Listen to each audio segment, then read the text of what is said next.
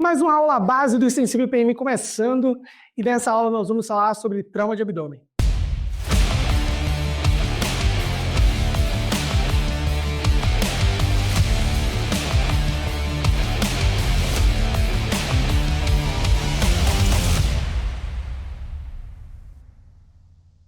Na aula aprofundada, de diferente dessa aula daqui, nós falamos de cada tipo de lesão em cada órgão específico.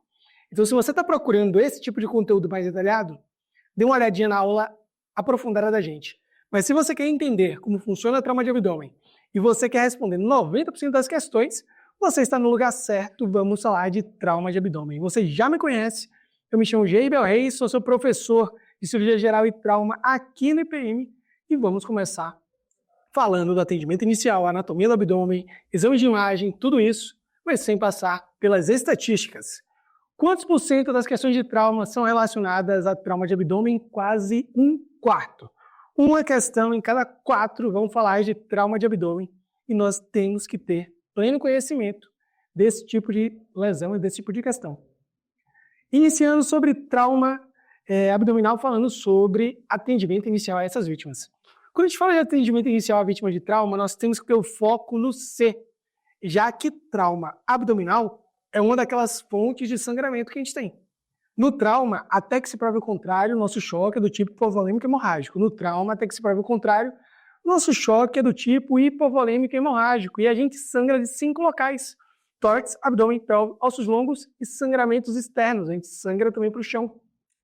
Nessa aula, nosso foco é o abdômen e tudo começa da avaliação do abdômen com o exame do abdômen. Se eu estou avaliando um paciente, esse paciente está chocado, eu começo a procurar foco, e eu penso em abdômen, o abdômen tem que ser inspecionado, o abdômen tem que ser palpado. A ausculta do abdômen, a percussão aqui perde um pouco de sentido, até pelo volume de barulho na sala, mas quando a gente faz a inspeção de um caso como esse, imagem do ATLS, não tem dúvida de que esse doente tem um trauma abdominal, né? Eu não sei se é cirúrgico ou não, mas ninguém tem dúvida. Já nesse outro caso, a gente tem até certeza de que esse paciente precisa ser operado. A não ser que seja uma pegadinha daquelas facas que encurtam a lâmina, pelo amor de Deus, nós estamos diante de uma lesão penetrante, de um empalamento do abdômen por uma faca.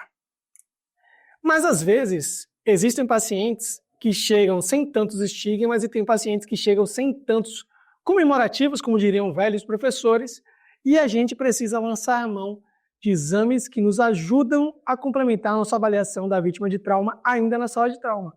Um desses exames, na verdade, o principal exame que a gente faz é o FAST.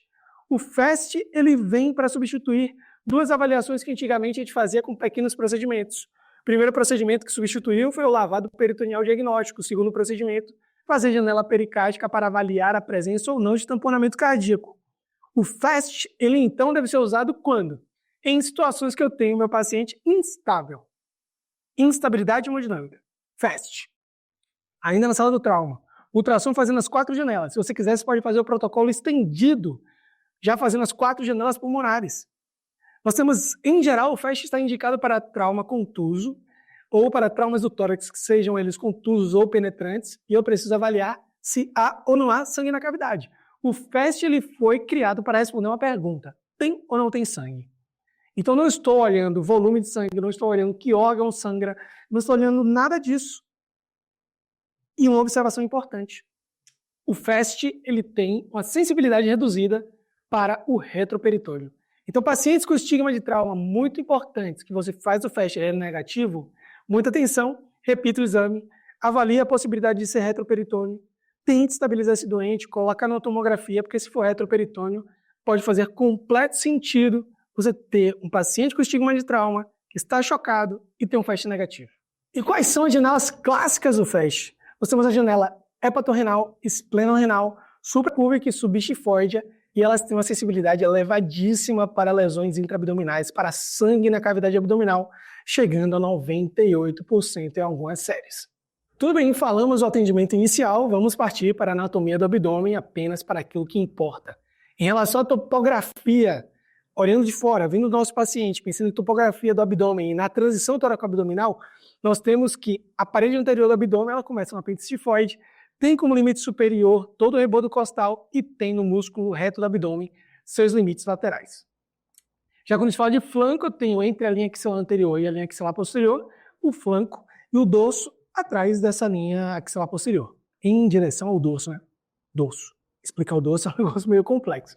E quando a gente fala de transição toracoabdominal, eu estou falando de uma área que parte, em determinados momentos, eu posso ter lesão torácica, abdominal ou ambas.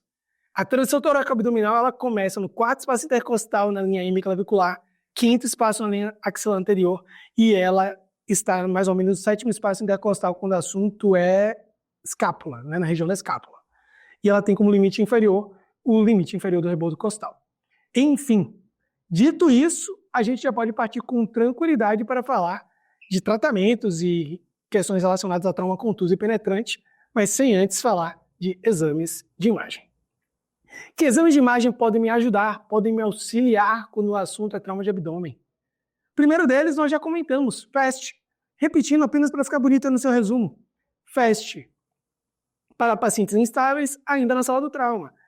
Feito na sala do trauma, é uma questão que avalia muito o trauma de abdômen contuso, nos ajuda nesse trauma de abdômen contuso, nos ajuda no trauma de tórax, seja ele contuso ou penetrante, não está ali para avaliar se tem muito ou pouco sangue, que órgão foi lesado, positivo ou negativo e ponto. E, enfim, acaba mudando muito a conduta para a gente, pois FAST positivo num paciente instável com trauma abdominal contuso, nós teremos que fazer um tratamento operatório. Outra opção de exame que nós temos é a tomografia de abdômen. Mas aí entenda, a tomo de abdômen, na verdade qualquer tomografia, a priori deve ser realizada quando o nosso doente está estável, quando ele tem condição de passar pelo exame. E a tomografia, ela pode aí sim mostrar pra gente, tanto em trauma contuso, quanto em trauma penetrante, fala-se muito de preparar o doente para ser operado, de levar o paciente para fazer exame de imagem para a gente conseguir estudar essa anatomia intraabdominal desse paciente, conseguir chegar mais preparado para o exame. É uma possibilidade. Lesões de transição toracoabdominal também é uma avaliação interessante, porque eu consigo avaliar tanto o tórax quanto o abdômen do paciente e planejo que tipo de terapia eu vou fazer. E não existe, eu vou repetir isso várias vezes, mas não existe tratamento não operatório sem um atomo. Sem exame de imagem adequado, não existe. Eu preciso, para fazer o TNO, ter o diagnóstico da lesão e ter, nesse momento, a graduação da lesão, para que eu consiga dizer se há ou não possibilidade de fazer um tratamento não operatório para esse paciente. Próximo exame que a gente vai falar é falar de arteriografia. Eu sei que é pouco disponível, mas na prova aparece bastante. Grandes centros, se você vai fazer prova em São Paulo, se você vai fazer prova na UNB, aparece isso de vez em quando em questões de prova, muita atenção. E aí você consegue entender que sim, a arteriografia acaba sendo uma possibilidade também para pacientes estáveis e, em geral, a arteriografia ela acontece após uma tomografia. Não existe arteriografia de corpo inteiro, a arteriografia ela precisa de direcionamento. Então, após a tomografia, nós vemos sangue arterial ativo, sangramento arterial ativo, que é o tal do blush arterial na tomografia, que é o extravasamento de contraste, e a gente pode lançar a mão da arteriografia para fazer como nesse caso, em que nós temos uma artéria esplênica embolizada, marcada aí pelo círculo laranja. Tá bom. Falamos de FAST, tomo, nem toquei no assunto chamado raio-x de abdômen, porque não faz o menor sentido quando o assunto é trauma, e a gente partiu direto para a arteriografia depois. Então estamos diante de um paciente que está já na fase de passar por exame de imagem e a gente precisa tomar conduta se esse paciente é cirúrgico ou não é cirúrgico. Como que eu classifico essas lesões, que é o tema que vamos falar daqui para frente na nossa aula. Mas sem antes um momento de desabafo, sem antes esse meu momento de desabafo com vocês. Primeiro desabafo, não existe TNO sem exame de imagem adequado, tá? Não existe TNO sem uma tomografia adequada, sem avaliação tomográfica, sem graduar a lesão. Eu só consigo graduar a lesão com tomografia de abdômen. Só consigo avaliar se é baço, se é fígado, se é pâncreas, o que é que está lesado a partir do momento que eu faço uma tomografia. Não existe tratamento não operatório em doente instável. De vez em quando a gente escuta, nossa, mas é só uma lesão grau 2 do baço, será que precisava operar? Quando você olha para o lado, está o doente 60/40 de PA.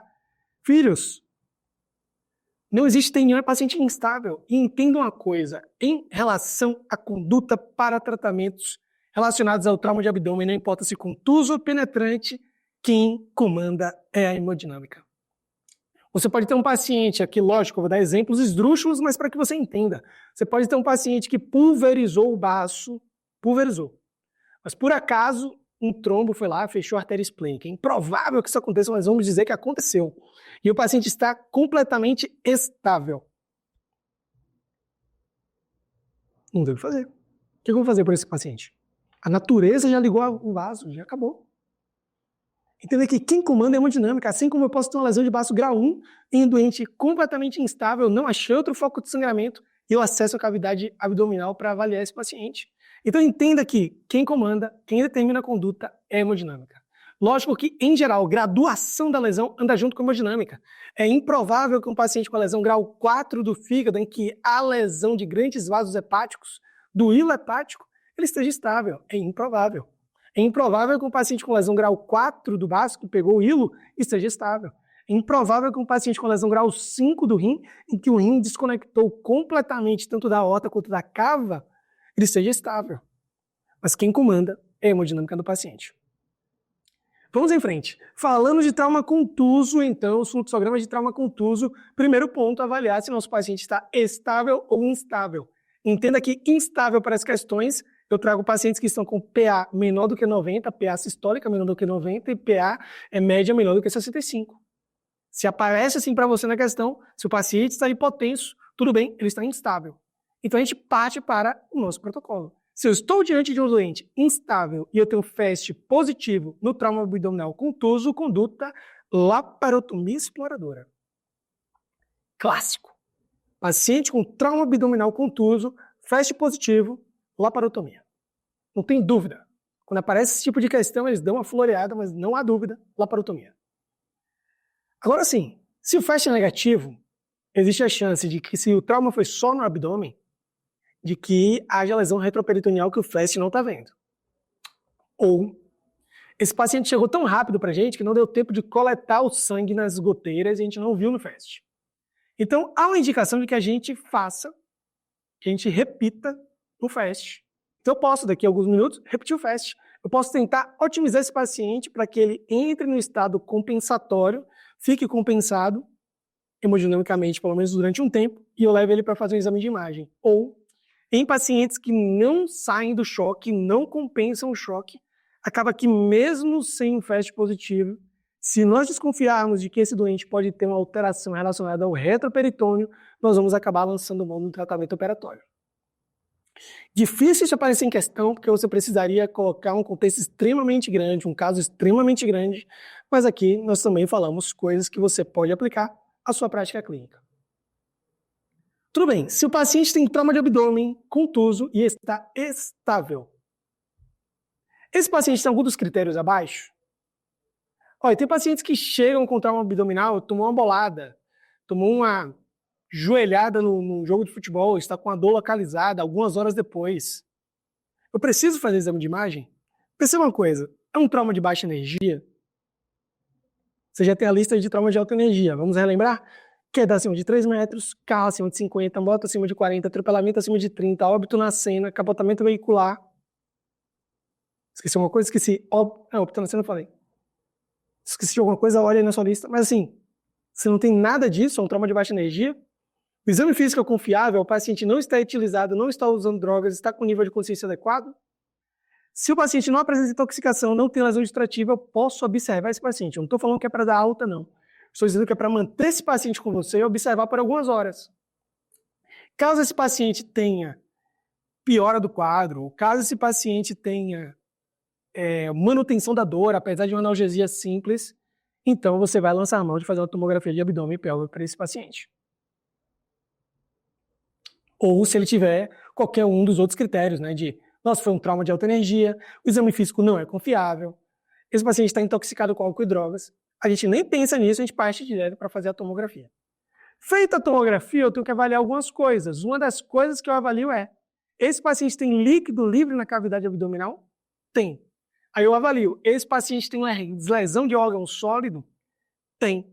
Se ele tem lesão de órgão sólido, eu vou graduar essa lesão. E eu vou considerar que, se eu estou diante de um doente que sofreu um trauma abdominal contuso, que está estável do ponto de vista hemodinâmico e tem uma lesão de órgão sólido da cavidade abdominal, muito provavelmente eu consiga fazer aquilo que a gente chama de tratamento não operatório desse caso. Tá bom. Mas se por acaso eu flagrei em algum momento que esse doente tem um sangramento arterial ativo, a gente faz a tomografia, trauma abdominal contuso, o doente está estável, eu percebo que tem um sangramento arterial ativo no baço. Esse é o paciente ideal para a gente lançar a mão de fazer arteriografia e embolização. Outra possibilidade, outra observação que a gente tem que fazer é a seguinte: existem doentes que têm alto grau de lesão e a gente acaba partindo para o tratamento não operatório. Significa que vai dar certo? Não, não significa que dá certo. Significa que vai dar errado? Também não. Mas existem dois critérios que nos ajudam a definir que há uma chance maior do doente falhar no tratamento não operatório. Primeiro deles, eu tenho um paciente que tem lesão de alto grau. Toda vez que eu instituo TNO para pacientes com lesão acima do grau 3, a gente se preocupa. E toda vez que eu tenho muito líquido livre na cavidade abdominal, a gente se preocupa. São duas situações em que há uma chance maior de falhar o tratamento não operatório. Mas eu deixo de fazer o tratamento não operatório por conta disso? Não. Muito pelo contrário. Eu mantenho esse paciente em observação. Toda vez que a gente faz TNO, nós deixamos o paciente pelo menos 5 dias internado, a gente seria exame físico, seria exame laboratorial e continua com esse doente por perto, avaliando rotineiramente. Tá bom. O paciente está estável, tem um trauma abdominal contuso, tem líquido livre na cavidade, mas ele não tem lesão de órgão sólido. Questão clássica do HC. Clássico. Você olha a tomografia, só que o HC não te fala isso, né? Ele olha a tomografia, te dá a tomografia, e aí você vê que não tem lesão no fígado, não tem lesão no baço, e você diz, nossa, e agora? De onde veio esse líquido? 3 grandes possibilidades. Esse paciente pode ter sangrado no mesentério, esse paciente ele pode ter tido lesão de Delgado, e nem sempre lesão de Delgado vai ter pneumo peritônio, na verdade, na maioria das vezes não tem. Lesa o Delgado, e esse Delgado espalha líquido entérico na cavidade. Na tomografia, nessa fase inicial, a gente tem líquido livre, até que se prova o contrário é sangue. A gente vai correr atrás disso. Ou pode ser uma lesão de bexiga intraperitoneal, então eu preciso operar esse doente. Se eu estou diante de um doente que está estável do ponto de vista hemodinâmico, tem líquido livre na cavidade e não há lesão em órgão sólido, a resposta para essa questão geralmente é laparoscopia, porque há uma possibilidade de fazer um tratamento minimamente invasivo, já que são lesões pontuais. Agora, dizer para vocês, se esse doente tem uma contraindicação, que seria o TCE, eu parto para a laparotomia. 2 são as grandes contraindicações da laparotomia no trauma, TCE e instabilidade hemodinâmica. Então, se tem isso, desconsidere de qualquer sorte fazer laparoscopia ou qualquer tratamento minimamente invasivo. Tudo bem, vamos seguir o nosso caminho. E se eu tiver um sinal do mal na tomografia, tipo um pneumoperitônio, vamos operar. E aí, esse tratamento operatório, se por vídeo ou por via aberta, fica uma decisão caso a caso. Trazendo esse caso do pneumoperitônio, porque recentemente, em 2 grandes instituições, acabou aparecendo esse caso do pneumoperitônio, Unifesp e Einstein. Vamos em frente. Falamos do trauma contuso, vamos falar agora do trauma penetrante. Se eu estou diante de um paciente com trauma abdominal penetrante, eu também divido a minha avaliação em 2 grupos, instável e estável. Relembrando aqui que instabilidade nas questões está relacionada a PAS menor do que 90 e PAM menor do que 65 mm de mercúrio. Então, se eu tenho um paciente com trauma abdominal penetrante instável, conduta, laparotomia exploradora. Laparotomia exploradora. 0 dúvidas. Não importa se parede abdominal anterior, não importa se flanco, não importa se dorso, laparotomia exploradora. Próxima situação que a gente pode ter é, eu tenho um paciente com trauma abdominal penetrante, mas que está estável. Esse paciente que tem um trauma abdominal penetrante, mas que está estável, ele pode ter um achado do mal. Quais são os achados do mal? Eu posso ter evisceração, eu posso ter irritação peritoneal, eu posso estar diante de um paciente que tem pneumo peritônio. Nesse caso, tratamento operatório. Nesse caso, tratamento operatório. E aí agora a gente vai separar parede por parede. Parede abdominal anterior, flanco e dorso. Preste atenção aqui. Em relação à parede abdominal anterior, se eu tenho um doente que ele está estável, muitas das vezes existe a dúvida se houve ou não penetração daquele instrumento na cavidade abdominal. Às vezes fica a dúvida no ar. Se há dúvida, a gente vai ter que lançar mão de algumas possibilidades. Uma delas é seriar exame por 24 horas e ficar esperando o que é que aconteceu com esse doente.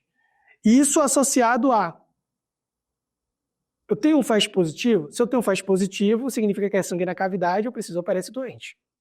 Invadiu, né? O FAST positivo, ele mostra para mim que houve invasão da cavidade, houve violação da cavidade abdominal.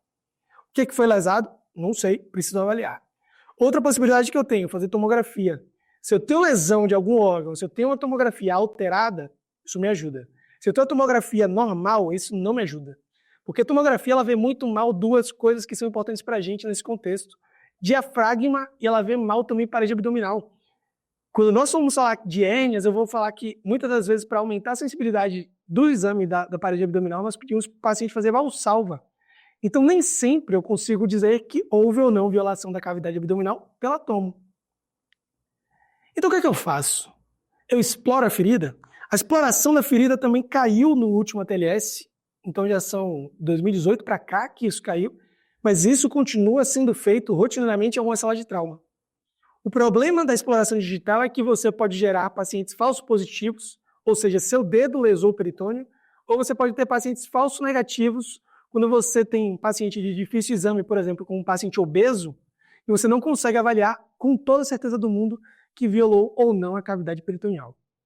Então, a melhor conduta, e é assim que aparece na prova, paciente com lesão de parede abdominal anterior, e se pergunta: qual a melhor conduta? Estamos em dúvida.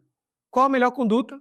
A melhor conduta é realizar uma laparoscopia diagnóstica, e aí não restará dúvida se houve ou não violação da cavidade abdominal, e se houve, a própria laparoscopia nos permite realizar um inventário adequado da cavidade abdominal e resolver pequenas lesões que possam existir.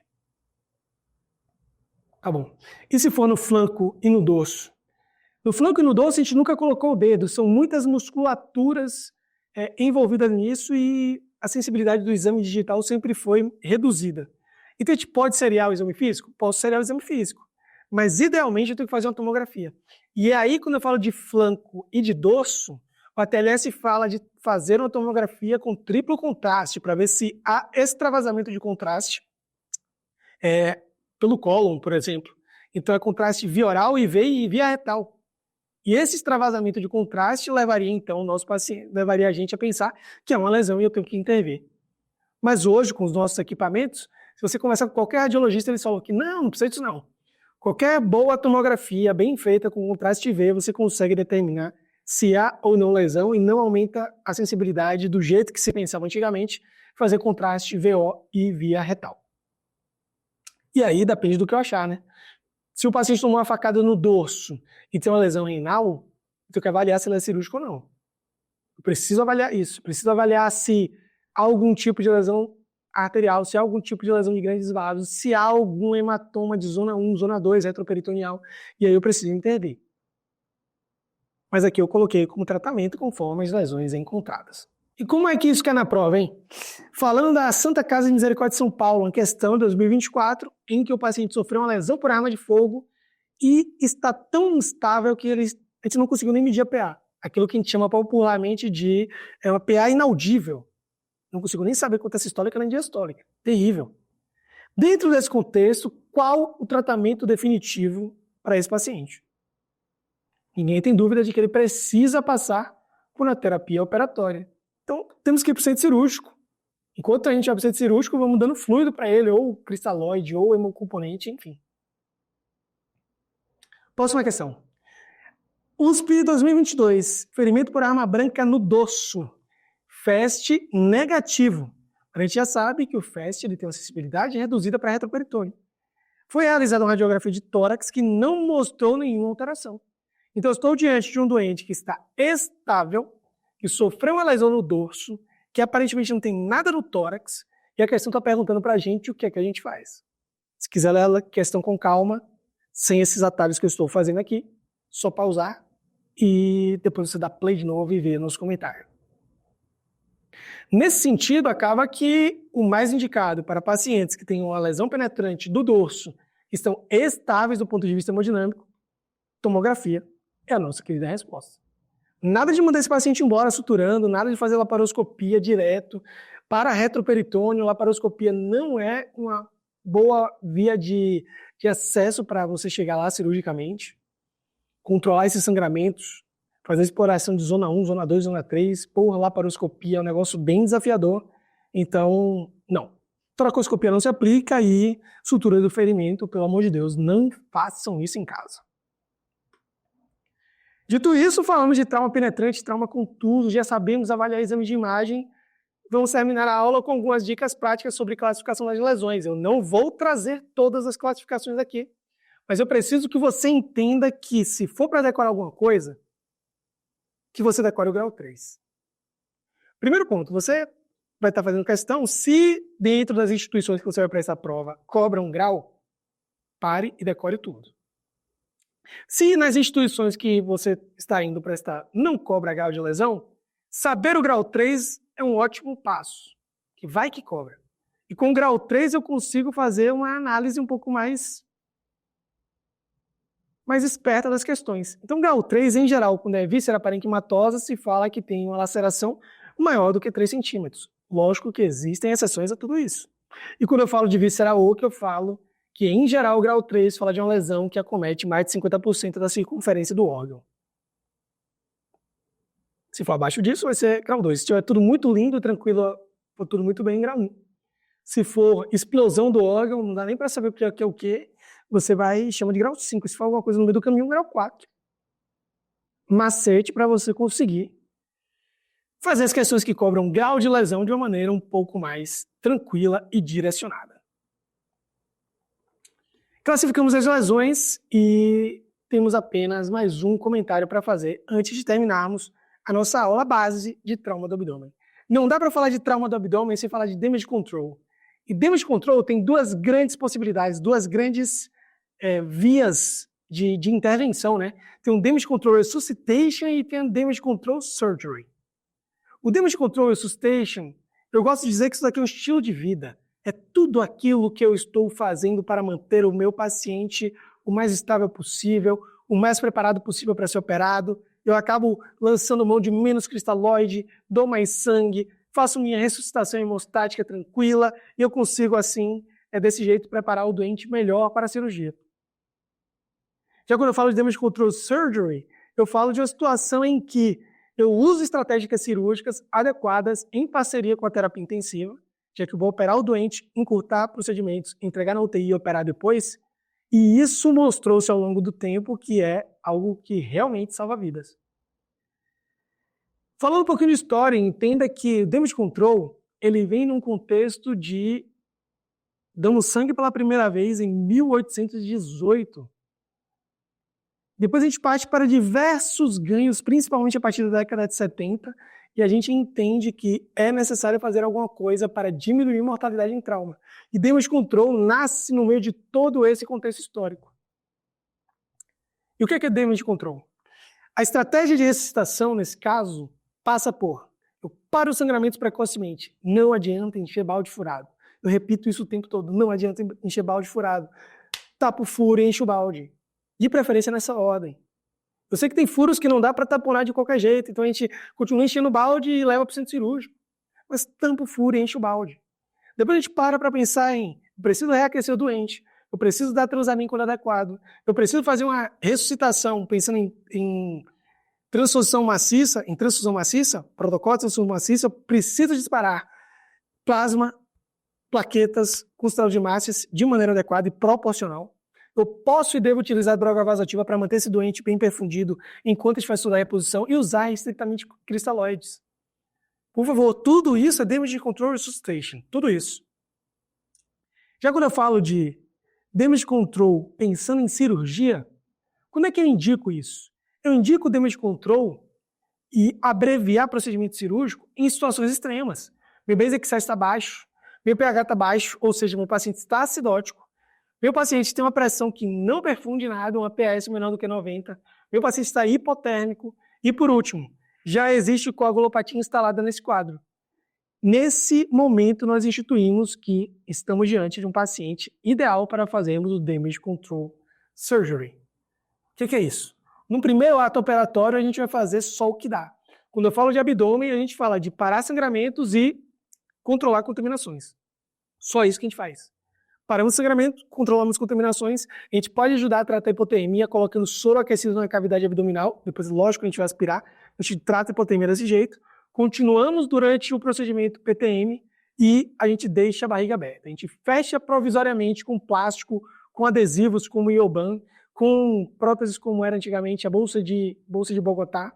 Enfim, a gente acaba fazendo o fechamento provisório dessas cavidades. E sim, inclusive as ideias do damage control que começaram no abdômen estão sendo espalhadas para pelve, para tórax. No congresso de trauma, nossa, cada tipo de apresentação, as pessoas indo além com damage control com bons resultados. Depois que a gente faz o controle de sangramentos e de contaminações, a gente parte para meu paciente vai para a UTI. Precisa controlar a parte metabólica dele agora.